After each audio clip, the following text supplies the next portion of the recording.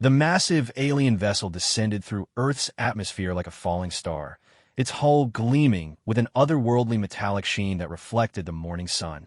Deep in the Amazon rainforest, where no human I should have witnessed such an event, the ship touched down with surprising gentleness among towering trees that had stood for centuries. Commander Zexai stepped out first, breathing apparatus filtering the thick, humid air. Standing nearly 8 feet tall, with 4 muscular arms and skin that shimmered like oil on water, he was the pride of the Kethmar hunting guild. Behind him emerged his hunting party, 5 elite warriors from different corners of the galaxy, each selected for their unique skills and ruthless efficiency. "Primitive world," muttered Velnok, a reptilian hunter whose species had conquered 12 systems. His scaled hide glistened with moisture as he adjusted to the humid climate. Sensors indicate the dominant species barely understands fire. Zexai consulted his wrist display, which pulsed with bioluminescent data. That makes it perfect for our purposes. The Galactic Hunting Consortium has classified this planet's apex predators as worthy prey. We're here for the humans. The third member of their party, a crystalline being named Silvar, chimed in with a voice like breaking glass. "My research indicates humans are pack hunters with primitive tools. They should provide adequate sport before we claim our trophies." Graktor, a massive humanoid covered in thick fur and sporting tusks, grunted his approval. "Been too long since we hunted something that could think." Those creatures on Zirian Prime were disappointing.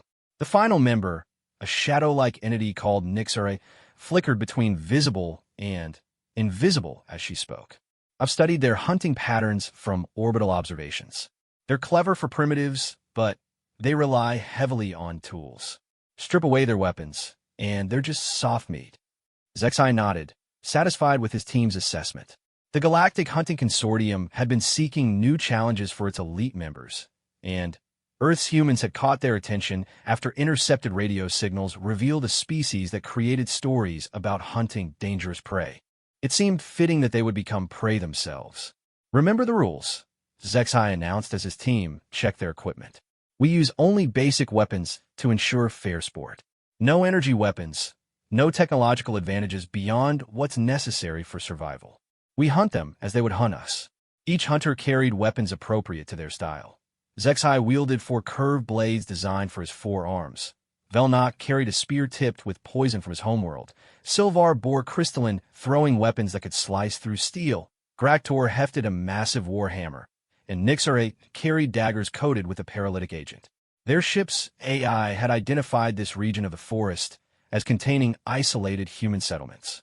Perfect for their needs, they could hunt without interference from the larger human populations that lived in what the AI termed cities. The plan was simple: capture a few humans for preliminary study, then engage in proper hunts to test this species' worthiness as prey. As they moved deeper into the forest, their advanced senses cataloged the incredible biodiversity around them. Trees stretched impossibly high overhead, their canopy so thick it blocked most sunlight. Exotic birds called out in languages none of them recognized, and the very air seemed alive with the buzz and chirp of countless insects. "Remarkable ecosystem," Silvar observed, her crystalline form refracting the scattered beams of sunlight into rainbow patterns. "The biodiversity here rivals anything in our databases." "Focus on the mission," Zexai commanded, though he too was impressed by the sheer abundance of life. His homeworld had long since been stripped of such natural wonder in favor of industrial efficiency. They had traveled perhaps 2 kilometers when Nixare, scouting ahead in her shadow form, suddenly materialized beside the group. "Human settlement detected," she reported. "Small, perhaps 20 individuals. Primitive structures made from local materials." Through his scope, Zexai observed the village. Humans moved about their daily routines, completely unaware of the predators studying them. They appeared remarkably similar to the bipedal form common throughout the galaxy, though smaller and more fragile-looking than most sentient species. Their skin lacked natural armor. They possessed no claws or natural weapons, and they seemed almost defensively weak. "Too easy," Graktor rumbled disappointedly. "Where's the challenge in hunting such soft creatures?" "But, that hai gao sao. We'll observe first, learn their patterns." Even the smallest prey can surprise you if you underestimate them. For 3 days, they watched the village. They learned that humans were indeed social creatures who worked together, used fire for cooking and warmth, and crafted tools from available materials. The hunters saw children playing, adults working on various tasks, and elderly individuals who seemed to hold positions of respect. What struck them as odd was the humans' connection to their environment. Unlike most civilized species who dominated their surroundings through technology, these humans seemed to live within the ecosystem rather than above it.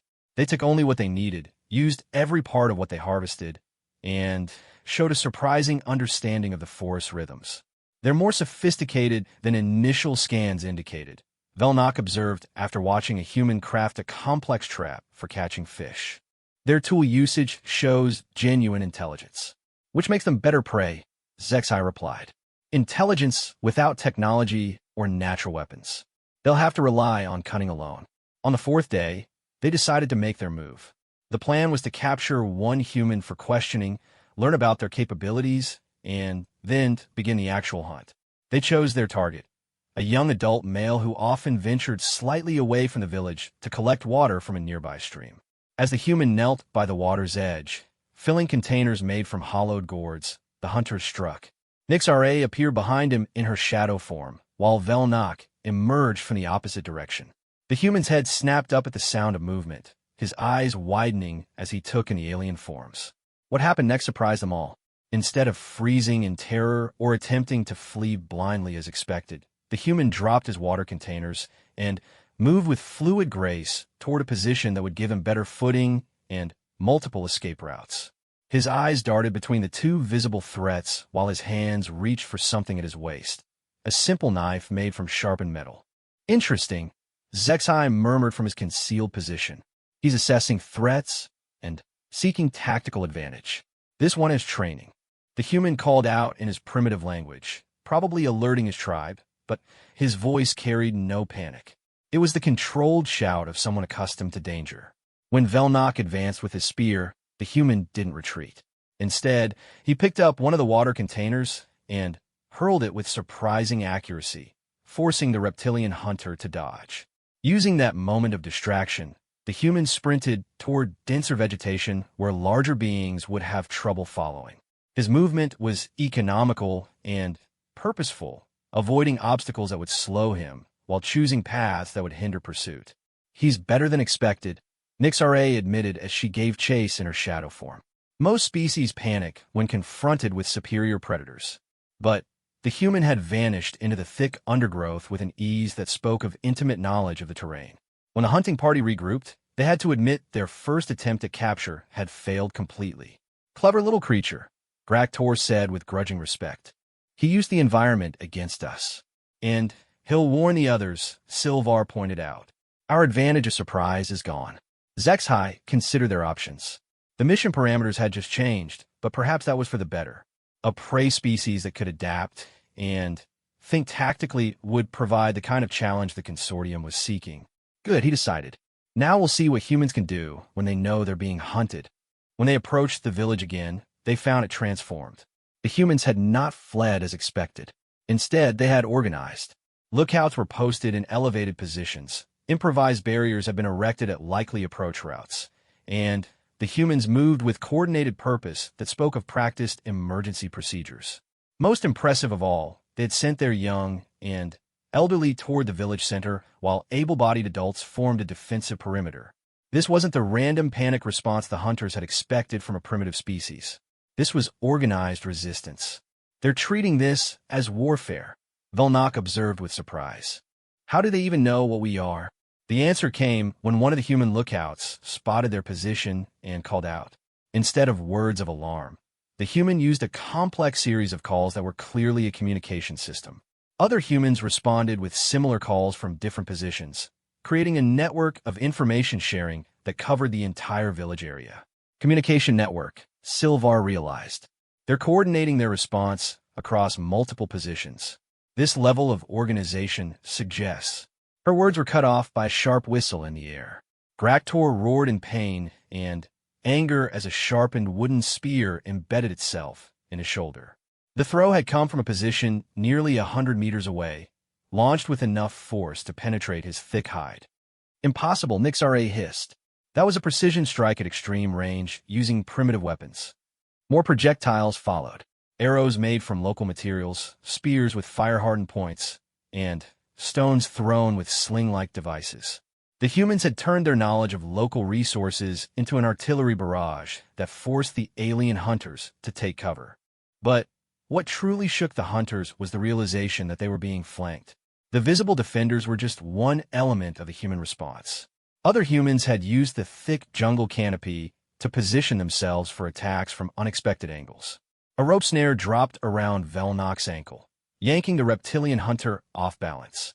As he fell, more ropes appeared from the canopy above, wielded by humans who had somehow climbed into positions the aliens hadn't even considered possible. They're using three-dimensional tactics. HFY breathed in amazement, treating the forest canopy as part of their battlefield. The human who had escaped their initial capture attempt emerged from behind a fallen log. But he wasn't alone. With him were two other humans, both moving with the same fluid grace and tactical awareness. One carried a bow crafted from local wood. The other wielded a spear with multiple sharp points designed to cause maximum damage. More significantly, all three humans were barefoot, their feet apparently adapted to move silently across the forest floor. They used hand signals to coordinate their movements, approach from angles that maximize cover, and showed a level of environmental awareness that put the alien hunters' advanced technology to shame. This isn't hunting, Graktor growled as he yanked the spear from his shoulder. This is warfare. Yes, HFY agreed. And for the first time since landing on this primitive world, his voice carried a note of respect. And they're very good at it. The hunters had expected to face prey. Instead, they had encountered warriors who treated their forest home as both weapon and fortress. The question now was whether the Galactic Hunting Consortium's elite members were prepared for the kind of fight these humans seemed eager to provide. As projectiles continued to rain down from positions throughout the canopy, and as more rope traps activated around them, the alien hunters began to realize they might have made a serious miscalculation about this species. The hunt was indeed about to begin, but the roles of predator and prey were no longer as clear as they had expected. The alien hunting party retreated to a defensive position among dense ferns, their confidence badly shaken. Graktor's shoulder wound was not serious, but the precision of that long-range spear throw had rattled all of them. These humans were not the helpless prey they had expected. Status report. HFY commanded as he applied emergency medical gel to Graktor's wound. His four arms moved efficiently, but his eyes never stopped scanning the surrounding jungle for signs of human movement. 3 minor injuries from projectile impacts, Velnok reported, examining an arrow that had grazed his scaled hide. The arrowhead was made from napped stone, sharp as any manufactured blade.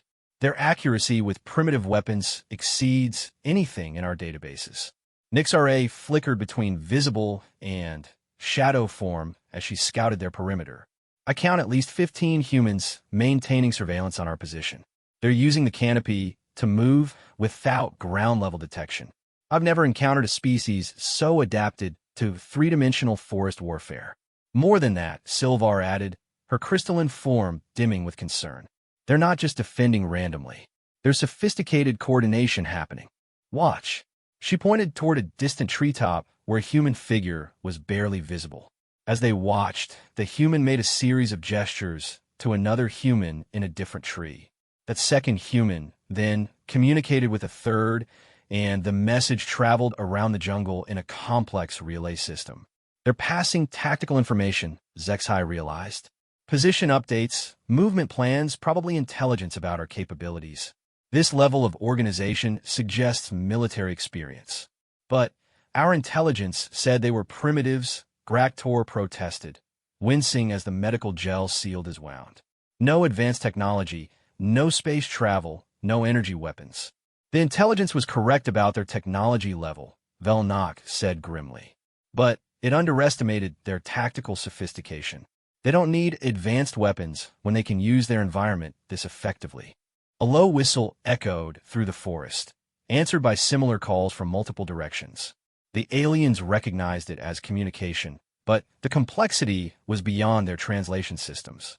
The humans were coordinating something, and the hunters had no idea what. We need to reassess, Zexai decided. Fall back to the ship and analyze what we've learned. But as they began to move, they discovered the humans had anticipated this decision. Their retreat route was blocked by a series of obstacles that hadn't been there before. Fallen logs positioned to create choke points, pit traps covered with vegetation, and trip lines made from woven plant fibers. They've been hurting us, Nixra realized with growing alarm. While we thought we were observing them, they were controlling our movement options. The truth of this became apparent when they tried an alternate route, only to find it similarly obstructed. The humans had used their knowledge of the terrain to limit the aliens' movement to specific paths, all of which led deeper into areas where the jungle canopy was thickest and human mobility advantages were maximized. Tactical superiority, Velnok admitted reluctantly. They're fighting the battle they want to fight, not the one we intended. Suddenly, the forest erupted in coordinated activity. From a dozen positions simultaneously, humans emerged from concealment to launch a precisely timed assault. Arrows and spears flew from elevated positions while ground-level humans used slings to hurl stones with devastating accuracy. But this wasn't a random barrage. Each projectile was aimed at specific targets, weapon hands, joints, equipment. The humans weren't trying to kill the alien hunters. They were systematically attempting to disable them. Zexai deflected 3 arrows with his 4 blades, his enhanced reflexes barely keeping pace with the incoming projectiles. They're trying to capture us alive, he called out to his team. Same strategy we attempted with them. Impossible, Graktor roared as he swung his massive hammer at a rope that had been dropped to snare him. Prey doesn't capture predators. Tell that to them, Sylvar replied, launching her crystalline, throwing weapons at human positions. Her projectiles sliced through branches and embedded in tree trunks, but the humans had already moved to new positions. The most unsettling aspect of the human attack was its coordination.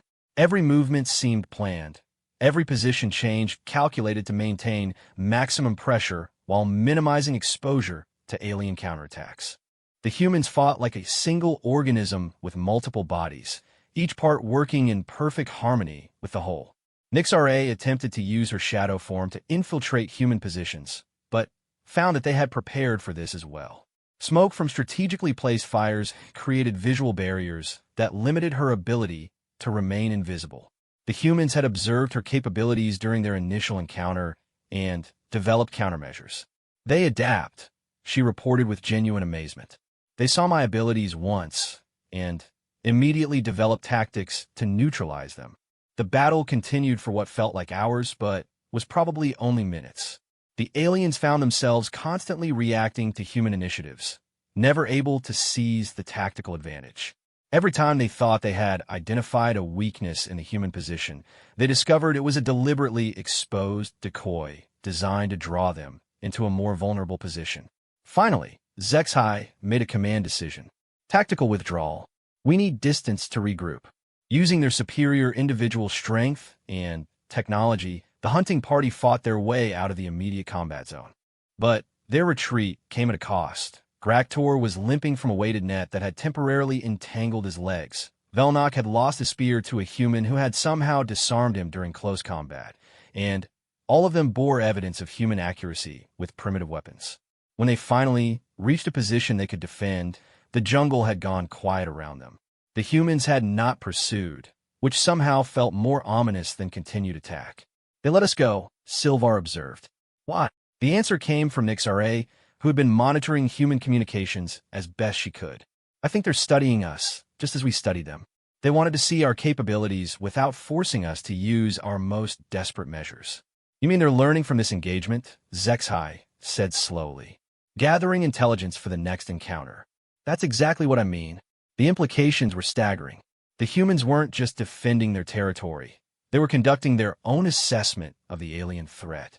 They had demonstrated tactical superiority in their home environment, then deliberately allowed their opponents to escape so they could analyze what they had learned. This changes everything, Velnok said grimly. We're not hunting them. They're hunting us. Back at their ship, the alien hunting party activated their emergency communication systems, to contact the Galactic Hunting Consortium. The conversation that followed would have been amusing under different circumstances. Report, came the cold voice of Consortium Overseer Draxmole. The humans are not suitable prey, Zexai replied carefully. They demonstrate tactical capabilities that exceed our initial assessment. Explain.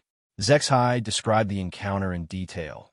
The coordinated defense, the environmental adaptation, the sophisticated communication networks, and the humans' ability to study and counter alien capabilities in real time. There was a long pause before the Overseer responded. You're telling me that a primitive species without space travel or energy weapons has gained tactical advantage over a consortium hunting party? That's correct. Impossible. You must have made tactical errors. Respectfully, Overseer, the errors were in our intelligence gathering. These humans aren't primitive in the ways that matter for combat. They're highly evolved warriors with perfect adaptation to their environment. Another pause. The consortium has invested significant resources in this expedition. Failure is not acceptable. Then, send reinforcements, Zexai replied. But understand that you're not sending them to hunt prey. You're sending them to fight a war. After the communication ended, the hunting party began analyzing what they had learned. Their ship's computers processed every detail of the human tactics, trying to understand how such a technologically limited species could achieve such sophisticated coordination. Look at this, Silvar said, projecting holographic displays of the battle. Their movement patterns show perfect knowledge of sightlines, cover positions, and interlocking fields of fire. This isn't instinctive behavior. This is trained. Military training, Velnok agreed. But how? They don't have any visible military infrastructure. Graktor, still nursing his wounds, provided insight. Maybe they don't need infrastructure. Maybe their whole society is military. Every individual trained from birth to fight in this environment. The possibility was sobering. Most galactic civilizations separated military and civilian populations, creating specialized warrior classes. But what if humans had evolved as a species where every individual was essentially a warrior? What if their entire culture was built around combat readiness? It would explain their coordination, Nixra admitted. If every human is trained in tactics and combat from childhood, they wouldn't need command structures or technological coordination systems. They could fight as a unified force through shared cultural knowledge. An entire species of warriors, Zexheim mused. No wonder they tell stories about hunting dangerous prey. They don't just hunt for survival. They hunt for training. As night fell over the jungle, the alien hunters found themselves in an unprecedented situation. For the first time in consortium history, a hunting expedition had encountered prey that might actually be more dangerous than the predators. But Zexai was beginning to suspect they hadn't encountered prey at all. They had encountered something far more concerning, a species that might be better at the art of hunting than the so-called galactic experts. The jungle around them was quiet, but it wasn't empty. They could feel the presence of human observers, patient and professional, gathering intelligence for whatever came next. The tables had turned completely, and the hunters were now the hunted. Tomorrow, they would have to decide whether to continue the mission or recommend that the Galactic Hunting Consortium classify Earth's humans as something other than prey. Perhaps they should be classified as apex predators instead. Dawn broke over the Amazon jungle with an eerie silence that made the alien hunters deeply uncomfortable. They had spent the night in their ship, running diagnostics and treating injuries, but sleep had been impossible. Every sound from a jungle outside could have been human scouts gathering intelligence. Overseer Draxmole has responded to our request, Zexai announced to his team as they gathered in the ship's central compartment. Reinforcements are not available. We are ordered to complete the mission using enhanced protocols. Velnok's scales shifted color, displaying his skepticism. Enhanced protocols against an enemy that has already demonstrated tactical superiority? What does the consortium expect us to accomplish? They expect us to remember that we are the apex predators of the galaxy, Zexai replied, though his tone suggested he had his own doubts. They've authorized the use of advanced reconnaissance equipment and limited technological advantages. Graktor tested his wounded shoulder and growled disapprovingly. Yesterday they were prey. Today they require enhanced protocols. Tomorrow what? Orbital bombardment. The consortium believes yesterday's engagement was a fluke, Silvar reported, reading from official communications. Local environmental advantages that won't translate to sustained combat operations. Nix-RA flickered into visibility from her shadow form. The consortium wasn't here. They didn't see what we saw. What they had seen was unprecedented in galactic hunting records. A species that fought with perfect environmental integration, flawless coordination, and tactical adaptability that suggested military evolution rather than mere defensive capability. The humans hadn't just defended their territory. They had controlled every aspect of the engagement. New orders are to establish technological superiority and force the humans into open terrain where our advantages can be utilized, HFY continued. We're authorized to use limited energy weapons if necessary. That violates hunting protocols, Velnok pointed out. Fair pursuit requires technological parity. The protocols assume we're hunting prey, not fighting a military force, HFY replied grimly. The consortium has reclassified this as a pacification mission. Outside the ship, the jungle had come alive with morning sounds, bird calls, insect songs, and the rustle of leaves in gentle breezes. But the alien hunters now recognized these sounds differently. Yesterday's encounter had taught them that humans could mimic natural sound for communication, use ambient noise to mask movement, and coordinate attacks using signals indistinguishable from environmental audio. Every sound could be a threat. Every moment of apparent calm could be preparation for attack. Sensor sweep shows human activity throughout the surrounding area, Silvar reported from her monitoring station. But the signatures are strange. They appear to be engaged in normal daily activities despite our presence. Through the ship's observation ports, they could see humans moving through the jungle with apparent casualness. Some gathered food, others tended to equipment, and children played games that looked suspiciously like combat training. The humans weren't hiding or running. They were going about their lives as if 5 heavily armed alien predators posed no immediate threat. Confidence, Nix-RA observed. They're confident enough in their capabilities to maintain normal routines while under alien surveillance.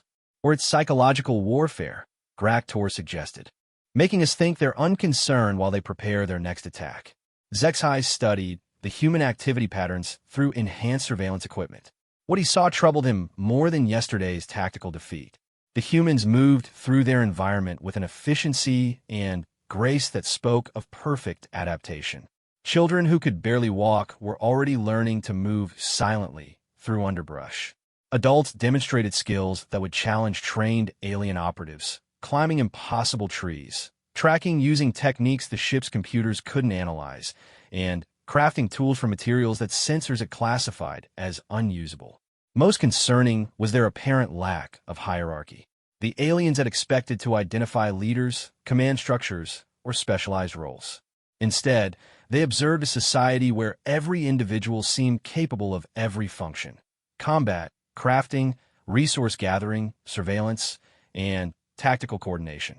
They're all soldiers, Velnok realized as he watched an elderly human demonstrate spear-throwing techniques to a group of youngsters. Not a species with soldiers, but a species of soldiers. The implication was staggering. Most galactic civilizations developed specialization: warriors, workers, leaders, and support personnel.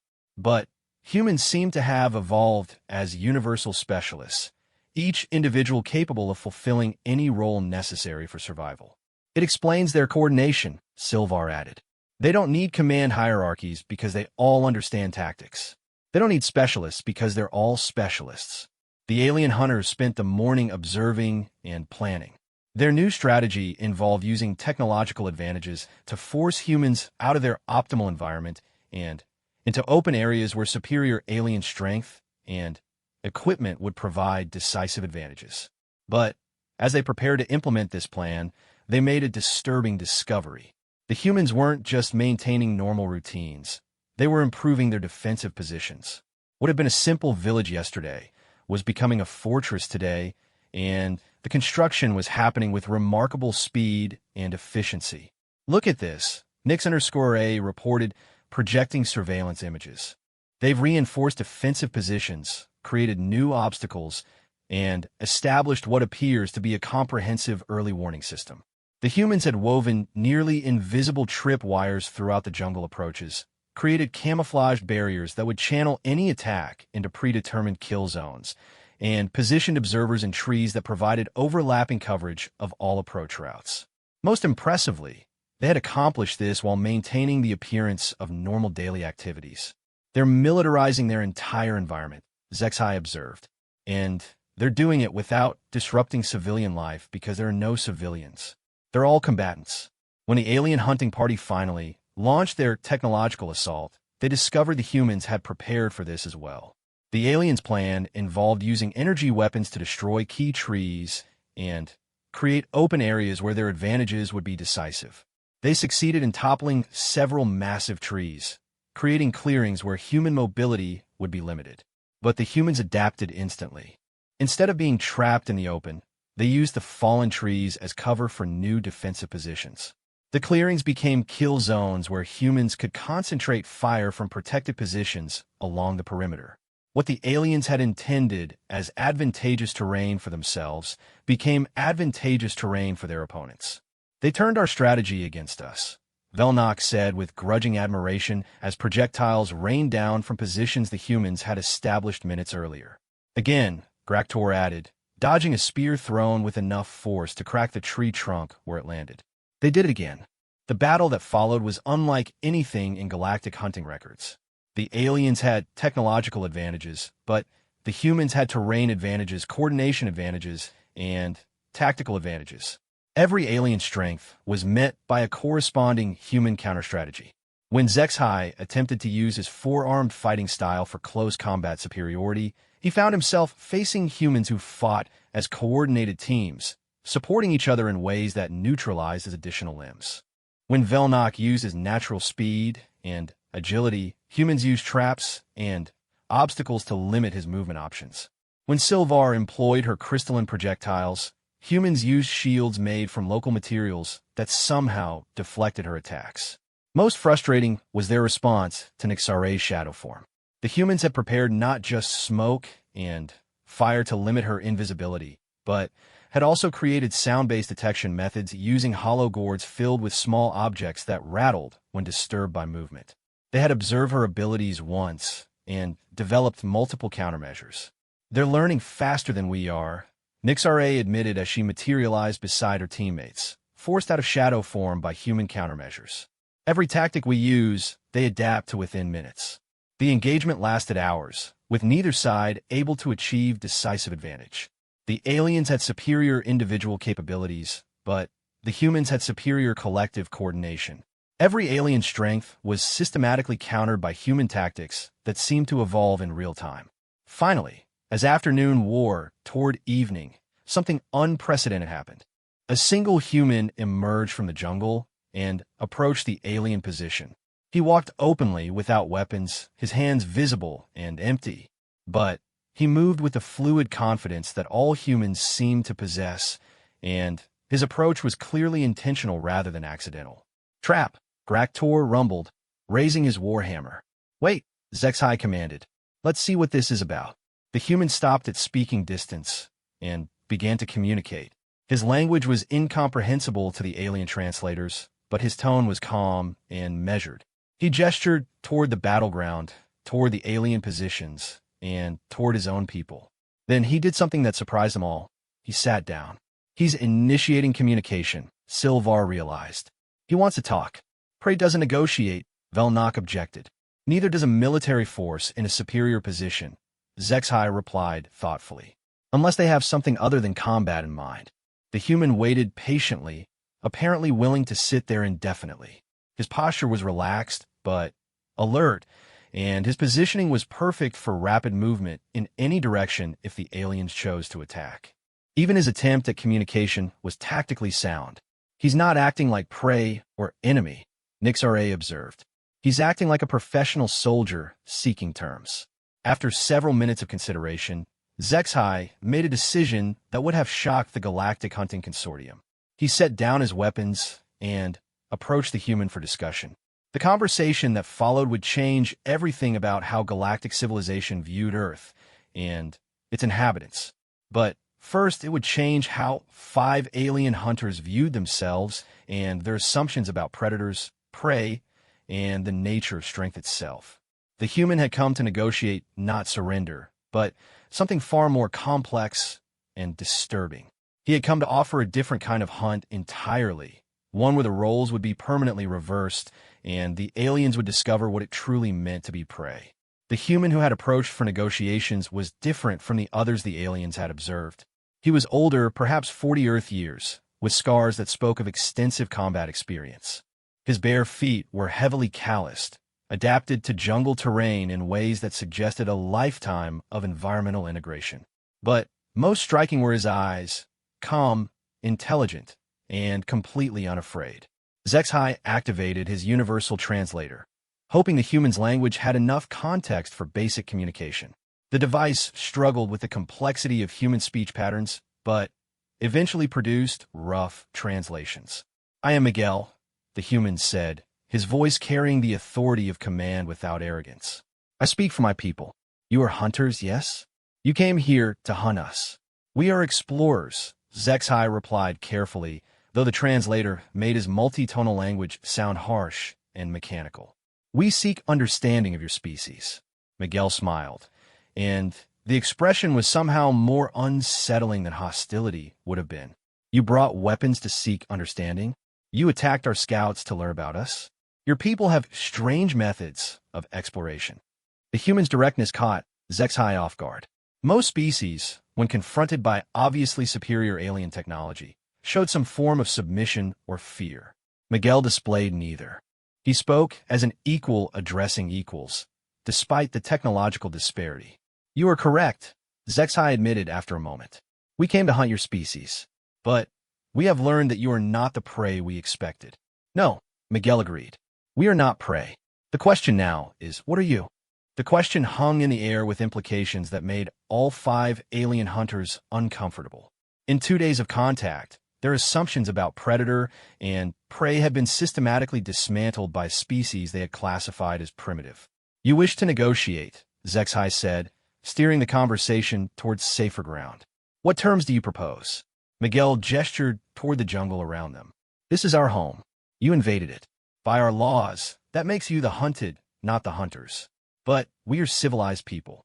We offer you a choice. Explain. You may leave now, return to your star people, and never come back. We will remember you as visitors who learned wisdom. Or," Miguel paused, and his smile became predatory in a way that made Velnok's scales shift nervously. "You may stay and experience what it means to be hunted by humans." The casual confidence with which he made this offer was more intimidating than any threat. Miguel wasn't bluffing or posturing. He was stating facts about capabilities the aliens had already experienced. "And if we choose to stay?" HFY asked, though he suspected he already knew the answer. "Then, you become our prey," Miguel replied simply. "We will hunt you through our jungle until we capture you, or you escape. Fair pursuit, as your people say, but by our rules, in our land, using our methods." Graktor growled menacingly from his position. "You threaten us with primitive weapons against advanced technology?" Miguel turned his calm gaze toward the massive alien warrior. "Yesterday, you had advanced technology. How did that work for you?" The question hit home. Despite their superior equipment, the alien hunting party had been outmaneuvered, outcoordinated, and outfought by humans using tools made from jungle materials. "What makes you think we would accept such terms?"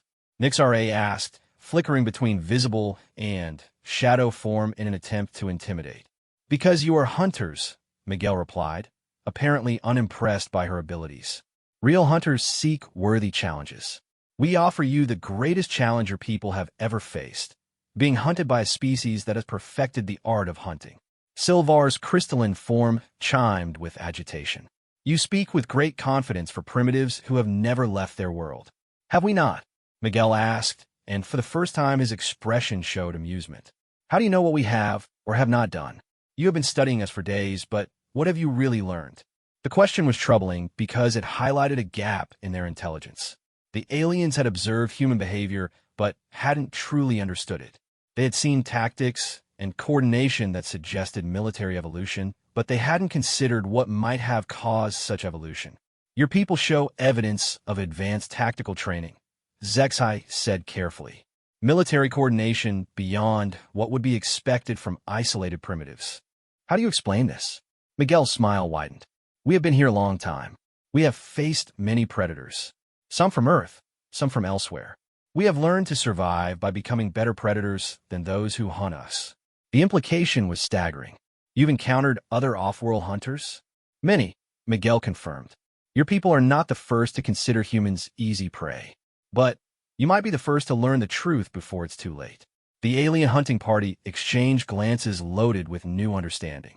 If humans had previous experience with galactic predators, that would explain their tactical sophistication. But it also meant Earth was not the isolated primitive world they had believed it to be. The others who came before us, Velnok asked with growing dread, what happened to them? Miguel's expression became coldly professional. Some learned wisdom and left. Others provided excellent training for our young hunters. We have trophies from 17 different species in our sacred places. Their weapons make fine decorations. The casual way he mentioned trophies from alien hunters sent chills through the assembled predators. The humans weren't just defending their territory. They were experienced at turning the tables on galactic hunting expeditions. This changes our assessment significantly, Zexai admitted. If you have extensive experience with off-world hunters, your capabilities are far beyond our initial estimates. Yes, Miguel agreed. And now you must choose. Leave as visitors or stay as prey. But choose quickly. My people grow impatient, and some of our young hunters have never faced our people. They are eager for the experience. As if to emphasize his point, movement became visible throughout the jungle around them. Humans were positioning themselves, not for defense this time, but for offense. The aliens could see spear tips and arrow points glinting in the filtered sunlight, all aimed at their position. How many? Graktor asked grimly. In this immediate area? Perhaps 200, Miguel replied casually. In a larger territory? Several thousand. We sent word of your arrival to other communities. Many have sent their best hunters to participate if you choose to continue your mission. The numbers were overwhelming. Even with their technological advantages, 5 aliens could not hope to defeat hundreds of humans who had already demonstrated superior tactics and terrain knowledge. You offer fair pursuit, Zexai said slowly. What exactly does that mean in human terms? You keep your weapons and equipment, Miguel explained. We use only materials from our jungle, as we always have. You have until sunset tomorrow to reach your flying vessel and escape our territory. If you succeed, you leave as worthy opponents. If we capture you before then, you become our guests permanently. Guests or prisoners? Nixare asked suspiciously. That depends on how much honor you show during the hunt, Miguel replied. Worthy opponents receive respect. Those who fight without honor become examples for our children. The offer was both generous and terrifying. The humans were providing the aliens with the exact type of challenge the Galactic Hunting Consortium claimed to seek, a fair pursuit against worthy opponents using skill rather than overwhelming technological advantage. But it was also a trap. The humans had demonstrated that they could defeat the aliens even when the aliens had technological superiority. In a pursuit through jungle terrain using human rules, the outcome seemed predetermined. You seem confident of the result, Zexai observed. We are, Miguel admitted without arrogance. But confidence is not certainty. You might surprise us. Previous star people have surprised us, sometimes unpleasantly.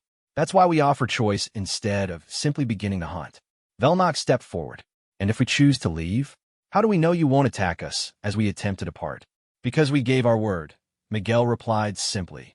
And because hunting those who are fleeing provides no honor. We are warriors, not murderers. The distinction seemed important to him, and his tone suggested that honor was not a casual concept among humans. The aliens were beginning to understand that they were dealing with a warrior culture that had developed its own codes and ethics around combat. We require time to consider your offer, Zexai said finally. You have until sunset, Miguel replied, rising gracefully to his feet. After that, the choice is made for you. He walked back into the jungle with the same casual confidence he had shown throughout the encounter, disappearing into the vegetation so smoothly it seemed impossible that anything his size could move so silently. When he was gone, the alien hunting party found themselves facing the most difficult decision in consortium history. They could return to their ship and leave Earth with their reputations damaged but their lives intact. Or they could accept the human challenge and risk becoming the first consortium hunting party to become prey themselves. But as they discussed their options, they began to realize that the choice had already been made for them. The Galactic Hunting Consortium would never accept a report of retreat from primitives. Their only option for maintaining any credibility was to accept the human challenge and hope their superior technology would prove decisive in sustained pursuit. What they didn't yet understand was that Miguel and his people had been counting on exactly that decision. The hunt they were about to enter had been planned from the moment human scouts first detected their ship's approach. The humans weren't offering a challenge. They were offering a demonstration of what happened when true predators encountered species that only thought they were apex hunters. And the lesson was about to begin. Sunset painted the Amazon jungle in shades of gold and crimson as the alien hunting party made their final preparations. They had chosen to accept the human challenge, driven by pride, duty, and the knowledge that retreat would destroy their reputations within the Galactic Hunting Consortium. Remember, HFY addressed his team as they checked their equipment one last time. We have superior technology, enhanced physical capabilities, and combat experience across multiple worlds. These humans may be skilled, but they're still bound by biological limitations. Velnok tested his replacement spear, crafted from ship materials to replace the one lost in yesterday's engagement. Their tactical coordination is impressive, but they can't match our individual strengths in direct confrontation. The key is reaching open terrain, Silvar added, her crystalline form refracting the dying sunlight. In jungle conditions, they have every advantage. But if we can break free of the forest canopy, our mobility and range capabilities become decisive. Graktor hefted his war hammer, the weight comforting despite his wounded shoulder. And if we can separate them from their support network, they become just individuals with primitive weapons. Nixra flickered between forms, testing her shadow manipulation abilities. I can scout ahead, identify ambush points, and provide tactical intelligence they can't counter. Their plan was sound. Move rapidly toward their ship using technology to overcome human terrain advantages, avoid extended engagements that would allow human coordination to become effective, and use their superior individual capabilities to break through any blocking forces. What they didn't know was that Miguel and his people were monitoring their discussions through methods the aliens hadn't detected. Human scouts had been observing alien preparations all day, and every word of their strategy had been reported to the hunting parties now positioned throughout the jungle. As darkness fell, Miguel appeared at the edge of the alien perimeter as if materializing from the jungle itself.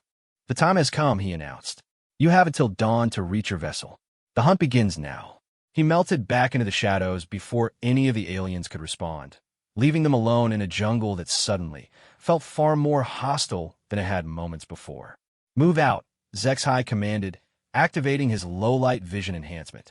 Formation Delta, maximum speed toward the ship. They moved through the jungle in a tight diamond pattern, with Nixra scouting ahead in shadow form, HFY and Velnok taking point positions, Silvar covering the rear, and Graktor maintaining central fire support. Their enhanced technology gave them significant advantages in night movement. Thermal imaging, motion detection, and communication systems that couldn't be intercepted by primitive equipment. For the first hour, they made excellent progress. The jungle seemed almost empty of human presence, and they began to think their technological advantages would prove decisive after all. The path to their ship lay clear ahead, and their advanced sensors detected no immediate threats. Then, Nixra, scouting a kilometer ahead, sent an urgent communication. Multiple human positions detected around the ship. They've fortified the landing zone. Numbers. ZHZ, at least 50 visible positions, probably more concealed. They've created a defensive perimeter with overlapping fields of fire. The approach routes are heavily trapped. Can you identify weak points for breakthrough? That's the problem, Nixra replied with growing concern. There don't appear to be any weak points. Every approach is covered by multiple positions with mutual support. The aliens had expected human resistance around their ship, but not this level of preparation. The humans had transformed the landing zone into a fortress designed specifically to prevent escape. Alternative routes? Velnok suggested. I'm detecting human activity along every possible approach vector, Nix-RA reported. They're not just defending the ship, they're channeling our movement into predetermined paths. As if to confirm her assessment, the jungle around them suddenly came alive with human presence. Not attacking, just observing. Shapes moved through the trees, always at the edge of alien sensor range, maintaining perfect surveillance while avoiding direct contact. They're hurting us again, Silvar realized. Same strategy as yesterday, controlling our movement options. But this time we're prepared for it, Zexai declared. Break formation, individual movement toward the objective. They can't coordinate responses to 5 separate threats moving at maximum speed. The hunting party scattered, each member using their unique capabilities to forge independent paths toward the ship. It was a sound strategy that should have overwhelmed human coordination abilities. But the humans adapted instantly. As soon as the aliens separated, human hunting parties moved to intercept each individual. Zexai found himself facing coordinated teams that matched his four-armed fighting style, with multiple opponents working in perfect synchronization. Velnok's speed advantage was neutralized by humans who used terrain obstacles to predict and channel his movement. Silvar's crystalline projectiles were countered by shields and armor crafted from materials that absorbed rather than reflected her attacks. Most frustrating for Graktor was discovering that his massive strength was useless against opponents who refused to engage him directly. Human hunters used hit-and-run tactics, traps, and environmental hazards to wear him down without ever giving him a target for his warhammer. Nix-RA found that her shadow form provided no advantage against opponents who fought primarily by sound and touch rather than sight. The humans had learned to track her through methods that didn't depend on visual detection. They're countering all our advantages, Velnok reported over the communication system as he dodged another precisely aimed spear. How was this possible? Experience, Zexai replied grimly as he fought his way through another human position. They've done this before, probably many times. The truth was becoming clear. The humans weren't just defending their territory or fighting for survival. They were demonstrating mastery of a hunting art that the galactic civilizations had forgotten or never learned. The patient, methodical pursuit of prey that was individually superior, but collectively isolated. As the night wore on, the alien hunters found themselves being systematically worn down. Not through direct confrontation, but through the constant pressure of being pursued by opponents who seemed to anticipate every move, counter every strategy, and adapt to every technological advantage. Their advanced equipment began to fail them. Power cells drained faster than expected due to constant high-intensity usage. Sensors became less reliable as they accumulated damage from environmental hazards. Communication systems suffered interference from sources the ship's computers couldn't identify. Most concerning was the realization that they were being driven deeper into the jungle rather than toward their ship. Every path that seemed to offer progress actually led further from their objective. The humans were using the aliens' own tactical assumptions against them, making escape routes appear advantageous, while actually channeling them into increasingly dangerous territory. We're being played, Cylinder Servar admitted as she found herself in a clearing that offered excellent defensive positions, but no exit routes that weren't under human observation. They're not trying to capture us quickly, Zexai realized. They're demonstrating their superiority. This is a teaching exercise. Teaching who? Graktor asked. Us, Nix-RA answered quietly. They're teaching us what it means to be prey. The lesson was comprehensive and humiliating. Every alien strength was systematically countered, every technological advantage neutralized, every tactical decision anticipated and prepared for. The humans weren't just better hunters. They were better at the psychological aspects of hunting that the galactic civilizations had never truly understood. As dawn approached, the alien hunting party found themselves gathered in a small clearing, surrounded by human observers who maintained perfect concealment while ensuring the aliens knew they were present. They had been herded together through methods so subtle that none of them had recognized it happening. Miguel emerged from the jungle as sunrise painted the canopy above them. He was no longer alone. With him came other humans, men and women of various ages, all moving with the same fluid confidence, all bearing weapons crafted from jungle materials. "The hunt is concluded," Miguel announced formally. "You fought with skill and honor, but you have been captured." "We are not captured," Zexai protested, raising his foreblades. "We can still fight." "Yes," Miguel agreed calmly. "You can fight and die, proving nothing except that you prefer death to learning. Or you can live and carry wisdom back to your people." The humans surrounding them made no threatening moves, but their readiness was unmistakable. The aliens could fight, but the outcome was no longer in doubt. "What wisdom?" Velnok asked, his scales displaying resignation. "That there are species in this galaxy who are better at hunting than those who call themselves hunters," Miguel replied.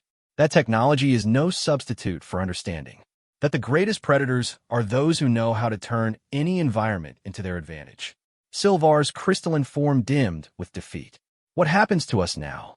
"You return to your people," Miguel said. "You tell them what you learned here. You warn them that Earth is not a hunting ground for species who think superiority comes from ships and energy weapons." "And if they don't believe us?" Nixara asked.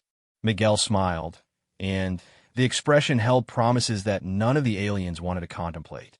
"Then they will learn the same lessons you learned, but with less patience from our teachers." As the alien hunters were escorted back to their ship, they began to understand that they had experienced something unprecedented in galactic history. They had encountered a species that represented evolution of the hunting arts beyond anything achieved by technological civilizations. Humans weren't just survivors or warriors. They were apex predators who had learned to hunt anything that could be hunted, including species that thought themselves unchunnable. The report they would carry back to the Galactic Hunting Consortium would change everything about how galactic civilization viewed Earth and its inhabitants. But, more importantly, it would change how they viewed themselves. They had come to Earth as hunters seeking prey. They were returning as prey who had learned what it truly meant to be hunted by masters of the art. And, in the deepest parts of their minds, they carried a new understanding that would haunt their dreams. Somewhere in the galaxy was a species that could hunt anyone, anywhere, under any conditions. The humans of Earth had proven that the greatest predators were those who needed no technology to dominate, no ships to travel between worlds, and no energy weapons to kill efficiently. Sometimes the greatest predators were those who could turn bare feet, simple tools, and perfect knowledge of their environment into weapons that no galactic technology could overcome. The hunt was over. The education was complete, and the galaxy would never be the same.